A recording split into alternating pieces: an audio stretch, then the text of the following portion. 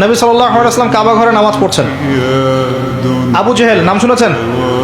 আবু জেহেল দেখে ফেলেছে, এসে নবী সাল্লাল্লাহু আলাইহি ওয়াসাল্লামকে আঘাত করেছে, একটা ঘুষি দিয়েছিল। আল্লাহ রাসূল সাল্লাল্লাহু আলাইহি ওয়াসাল্লাম কিচ্ছু বলেন নাই। এই দৃশ্যটা দেখেছেন একজন দাসী, দেখে হামজা রাদিয়াল্লাহু আনহু স্বীকার করে ফিরছিলেন। তিনি কিন্তু তখন ইসলাম কবুল করেন নাই, নবীর চাচা, আপন চাচা। হামজা রাদিয়াল্লাহু আনহু আসছেন, তাকে বলছে ইয়া আবু আমারা, ইয়া আবা আমারা, হে হামজা, তার উপনাম ছিল এটা। তুমি যদি দেখতে কিভাবে আবুল হাকাম ইবনে হিশাম মানে আবু জেহেল তোমার ভাতিজাকে গালি দিয়েছে, আঘাত করেছে। হামজা রাদিয়াল্লাহু আনহু বললেন আওয়া ফাআলা হাদা, সত্যি কি সেই কাজটা করেছে? তখন এই দাসী বলছেন ই ওয়া রব্বি, আল্লাহর কসম সত্যি কাজটা করেছে। তখন তিনি ঘোড়া ছুটিয়ে কাবা ঘরে গেলেন, গিয়ে দেখলেন আবু জেহেল দাঁড়িয়ে আছে সবার সামনে, কাবা ঘরে সবার সামনে আবু জেহেলের কলার ধরে তাকে প্রচন্ড জোরে একটা ঘুষি দিয়ে বললেন যে আতাশতুমুনি ওয়া আনা আলা দীনি, তুমি কি আমাকে আঘাত করবে? আমি নিজে তার দিনের উপরে আছি। আকুলু মা ইয়াকুল, ও যা বলে, আমার ভাতিজা যা বলে আমিও তাই বলি। রুদ্দাহা ইন ইসতাতা'তা, তোমার যদি ক্ষমতা থাকে এই ঘুষি ফিরিয়ে দিয়ে দেখাও। কে বলেন এই কথা? হামজা রাদিয়াল্লাহু আনহু। এবং ওখানে সাক্ষ্য দিচ্ছেন যে আনা আলা দীনি ওয়া শাহিদতু আল্লা ইলাহা ইল্লাল্লাহ ওয়া আন্না মুহাম্মাদার রাসূলুল্লাহ। তোমার যা ইচ্ছা এখন করো। কারো বুকের কলিজা ছিল না, ওখানে হামজা রাদিয়াল্লাহু আনহুকে একটা আঘাত করে দেখায়। এবার তিনি চলে গেলেন দারুল আরকামে, যেখানে নবী সাল্লাল্লাহু আলাইহি ওয়াসাল্লাম তখন ছিলেন। সেখানে গিয়ে বলছেন ইয়া ইবনে আখি, হে আমার ভাতিজা, কুনতু আনসুরুকা লিল হামিয়া, আমি এর আগ পর্যন্ত তোমাকে আত্মীয়তার সম্পর্কের কারণে সাহায্য করেছি। আলান, আজকে থেকে আনসুরুকা লিল ইসলাম, আমি তোমাকে ইসলামের জন্য সাহায্য করব। ওয়া আশহাদু আল্লা ইলাহা ইল্লাল্লাহ ওয়া আন্নাকা রাসূলুল্লাহ। এরপরে ইসলাম শক্তিশালী হচ্ছে। এই দৃশ্যটা দেখেছে ওমর রাদিয়াল্লাহু আনহু। দেখে তিনি বাসায় গিয়ে চিন্তা করছেন, তিনি কিন্তু একটা গোত্রের নেতা, চিন্তা করছেন যে সমস্ত সমস্যার গোড়া মনে হয় মুহাম্মদ, নাউযুবিল্লাহ। যদি তাকে আমি হত্যা করে ফেলি এবং হত্যা করে আমি আমাকে এই বনু হাশেমের কাছে সোপর্দ করি, তাহলে সব সমস্যার সমাধান। এভাবে তিনি কোষমুক্ত তরোয়াল নিয়ে বের হলেন। আপনারা জানেন ঘটনা। বের হলেন তাকে হত্যা করতে। পথে শুনলেন তার বোন এবং ভগ্নিপতি ইসলাম কবুল করেছে। ওখানে গেলেন, দরজার বাইরে থেকে শুনছেন কোরআনের আওয়াজ শোনা যাচ্ছে। কোন সূরা? তাহা, মা আনজালনা আলাইকাল কিতাবা লিতাশকা, মা আনজালনা আলাইকাল কুরআনা লিতাশকা ইল্লা তাযকিরাতান লিমান ইয়াখশা তানজিলাম মিম্মান খালাকাল আরদা ওয়াস সামাওয়াতি উলা আর রহমান আলাল আরশি ইসতাওয়া। এই সূরাটা পড়তে লাগলেন। একটা পর্যায়ে তার চোখ দিয়ে দরদর করে পানি পড়তে লাগলো। তিনি শিক্ষিত যুবক ছিলেন। আরবে তখন খুব কম যুবক পড়াশোনা করতে জানতো, হয়তো 12 জন বা 14 জন, তার মধ্যে উনি একজন ছিলেন। তিনি বুঝতে পারলেন যে এটা আল্লাহর কালাম, এটা মানুষের লিখিত কোনো কাব্য নয়। তিনি তখন তার বোনকে বলছেন ইয়ামবাগি লিমান ইয়াকুল হাদা, যে সত্তা এভাবে কথা বলতে পারে, আল্লাহ ইউবাদা মাআহু গায়রা, এটা শোভা পাবে না যে তার সাথে অন্য কারো ইবাদত করা হোক। খুজুনি ইলা রাসূলিল্লাহি ওয়া আসহাবিহি, আমাকে আল্লাহ রাসূল এবং তার সাহাবীদের কাছে নিয়ে চলো। আযহাবু ইলাইহি ওয়া আসলিমু, আমি সেখানে যাব এবং ইসলাম কবুল করব। তাকে নিয়ে যাওয়া হলো। হামজা রাদিয়াল্লাহু আনহু দেখলেন কোষমুক্ত তরোয়াল নিয়ে তিনি বাইরে, তাকে ভিতরে ঢুকালেন। ঢুকিয়ে বললেন যে আলা তানতাহি হাত্তা ইউনজিলাল্লাহু বিকা কারিয়া, তুমি কি ততদিন পর্যন্ত শান্ত হবে না যতক্ষণ আল্লাহ পাক তোমার উপরে কোনো শাস্তি নাজিল না করছেন? রাসূল সাল্লাল্লাহু আলাইহি ওয়াসাল্লাম তাকে ছাড়তে বললেন। তিনি আসলেন। আমাদের নবীজি কিন্তু আগেই দোয়া করেছিলেন, আল্লাহ দুইজন ব্যক্তির মধ্যে একজনকে আল্লাহ তুমি হেদায়েত দাও, এই ইসলামকে শক্তিশালী করো, হয় আবু জেহেল, আবুল হাকাম ইবনে হিশাম, অথবা ওমর ইবনে খাত্তাব। ওমর রাদিয়াল্লাহু আনহু স্বচ্ছ সাদা মনের মানুষ ছিলেন, পবিত্র মনের মানুষ, ফ্রেশ। সত্য হলো সত্য, মিথ্যা হলো মিথ্যা, কোনো টালবাহানা নাই। আল্লাহ পাক তাকে কবুল করলেন। তিনি নবী সাল্লাল্লাহু আলাইহি ওয়াসাল্লামের সামনে দাঁড়িয়ে বললেন ইয়া রাসূলুল্লাহ, হে আল্লাহর রাসূল সাল্লাল্লাহু আলাইহি ওয়াসাল্লাম, জিতুকা উমিনু বিল্লাহি ওয়া রাসূলিহি, আমি আল্লাহ এবং তার রাসূলের প্রতি ঈমানদার হয়ে এখানে এসেছি।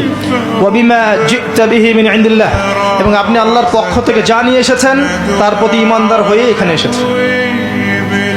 আশহাদু আল্লা ইলাহা ইল্লাল্লাহ ওয়া আন্নাকা রাসূলুল্লাহ, আমি সাক্ষ্য দিচ্ছি আল্লাহ ছাড়া কোনো মাবুদ নেই এবং আপনি আল্লাহর রাসূল। এরপরে তিনি এক একজন মক্কার বড় বড় কাফেরের বাসায় গিয়ে নক করতে লাগলেন, তোমরা কি জেনেছো? আল আলিম চান্নি কাদ আসলাম, তুমি কি জেনেছো আমি ইসলাম কবুল করেছি? আবু জাহেলের বাসা একবার, উতবার বাসা একবার, সাইবাইদের বাসা একবার, ওয়ালিদ বিন মুগিরার বাসা একবার, সবার বাসা একবার করে গিয়ে বলছেন, শুনেছো আমি ইসলাম কবুল করেছি? সবার মুখে তখন ভয়ে, ওমর ইসলাম কবুল করলে তো সমস্যা। কাবা ঘরের সবার সামনে দাঁড়িয়ে ডাকছেন, ইয়া আইয়ুহান নাস ই'লামু আন্নী কাদ আসলামতু, হে মানব জাতি জেনে রাখো আমি ইসলাম কবুল করেছি।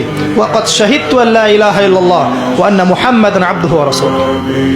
এরপরে তাকে মারা শুরু হলো, এরপরে তাকে মারা শুরু হলো। 10 জন মিলে তার সাথে পারছে না। একটা পর্যায়ে আদি গোত্রের একজন এসে এই লড়াই থামালো। থামি ওমর রাদিয়াল্লাহু আনহুকে বলছেন, আফালা কুনতা কাতামত, হে ওমর তুমি কি চুপ করে থাকতে পারতে না? ইসলাম কবুল করেছো তো কি হয়েছে, চুপচাপ থাকতে, নিজের দিন নিয়ে পালন করতে। এইভাবে সবার সামনে পাবলিকলি বলে মার খাওয়ার কি দরকার ছিল?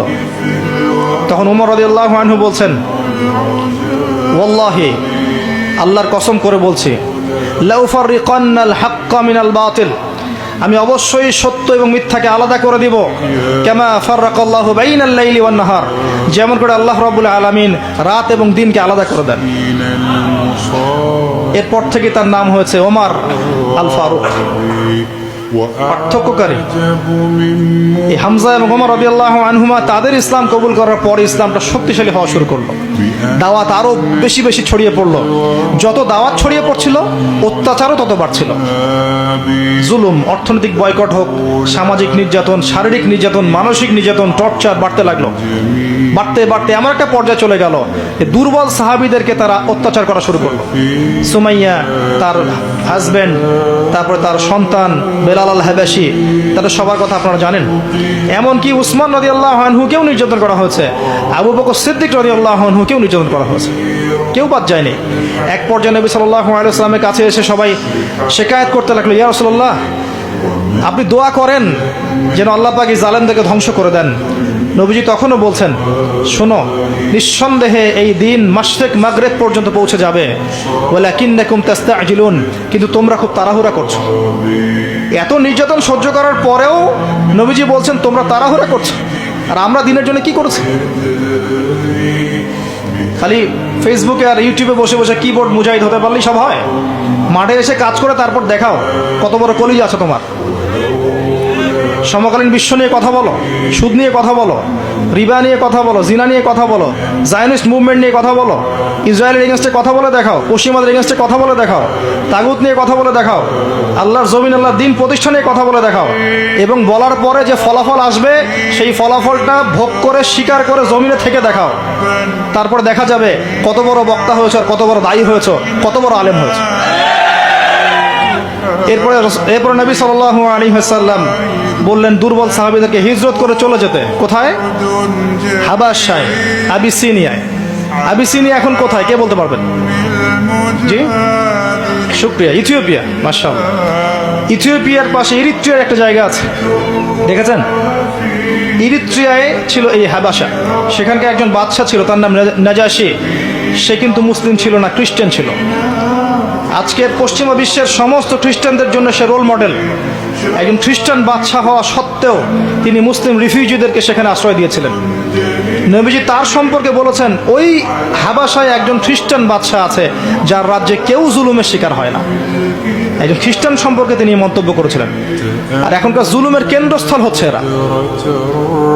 কোথায় বাদশা নাজাশী মুসলিমদেরকে আশ্রয় দিচ্ছে, আর কোথায় এদেরকে দেখেন সারা মুসলিম বিশ্বে, মুসলিম কান্ট্রি খুঁজে খুঁজে মুসলিমদেরকে হত্যা করছে। কোনো মিল আছে?